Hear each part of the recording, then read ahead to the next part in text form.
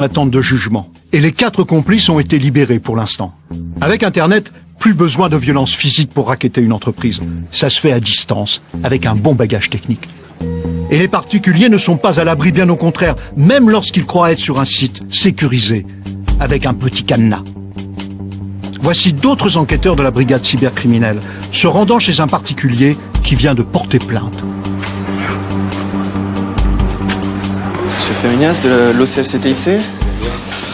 Est-ce qu'il y a un endroit où on peut s'installer pour... Vous pouvez utiliser ce bureau-là. La victime, Michael Brujas. Quelqu'un est entré par effraction dans ses comptes bancaires et s'en est servi pour régler des achats que lui n'a jamais faits. Restaurant à Madrid, billets d'avion à Londres, des villes où il n'a pas mis les pieds dernièrement. Au total, 2500 €. Quand on vous annonce des sommes de ce type, quand même, comme j'en avais parlé, on a l'impression d'être cambriolé, on a l'impression d'être mis à nu et d'être de plus être maître de rien. Plusieurs clients de la même banque ont vu leur compte piraté. Alors dans cette enquête, les policiers recopient toutes les données des ordinateurs des particuliers, à la recherche d'une trace d'effraction, d'une piste à remonter. Et puis voilà. Est-ce que vous pouvez m'expliquer? Vous avez donc consulté votre compte bancaire? Oui. Et je me suis connecté sur ma page sur le compte du crédit. Oui. À ce moment-là, j'ai vu que j'avais des messages. Vous aviez eu confiance quand vous étiez sur le site de votre banque? J'étais même sur un site sécurisé. Enfin, je le voyais. Il y avait vraiment le logo sécurisé. Le petit cadenas. Et le petit cadenas. D'accord. J'ai été trop confiant, je crois. J'ai été trop confiant et j'ai rentré mes coordonnées de carte, la date d'expiration et le numéro crypto sur un site qui s'appelait Securicode, justement censé sécuriser les achats sur Internet. Et voilà. Il pouvait alors se trouver sur une fausse page de sa banque. Mais il y a aussi une autre possibilité. C'est ça. Quelqu'un a pu prendre possession de votre ordinateur à distance. D'accord. Et voir vos habitudes, voir sur quelle banque vous connectiez. Et le problème, c'est que... Et quand vous les rentrez, il y a des systèmes qui enregistrent tout ce que vous tapez. Alors même si ça se voit pas à l'écran, dès l'instant où vous tapez sur le clavier, c'est enregistré et le pirate se resserre de toutes ces données. Vous avez quelque chose à ajouter ou à modifier vos déclarations? Je vais les lire. Les policiers analyseront le disque dur de Michael Brujas, sans résultat.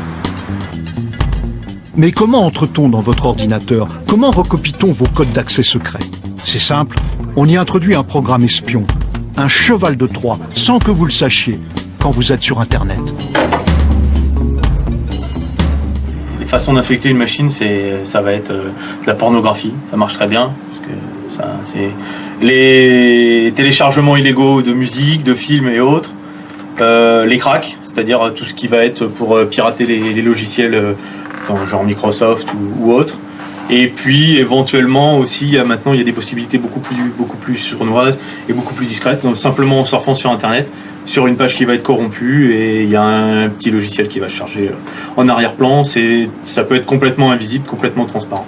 Et la machine de la victime se fait infecter sans que celle-ci ne se rende compte de rien. Attention, il y a un virus sur votre ordinateur. Ce programme espion, le voici tel que le pirate le voit. C'est sa commande à distance. Et là donc on a la main sur la machine de la victime, on peut faire beaucoup de choses. Donc là on est sur une des premières interfaces. On voit qu'on peut faire rebooter la machine, l'éteindre, la friser, c'est-à-dire la bloquer. Dès lors que la machine est connectée à Internet, le pirate peut s'y connecter. Démonstration. Un particulier note les mots de passe de son compte bancaire et de son email sur son ordinateur. Et en bas, le pirate sur un autre ordinateur. Grâce à un virus, il va s'introduire sur la machine de la victime et récupérer ses mots de passe. Il va s'en servir pour rentrer sur des sites sécurisés de sa banque. Il pourra réaliser des transferts d'argent, vider un compte, le bloquer. Mais qui sont les gens capables de telles prouesses techniques? Inconnus des simples mortels, d'où viennent les pirates du net? Ce qu'on trouve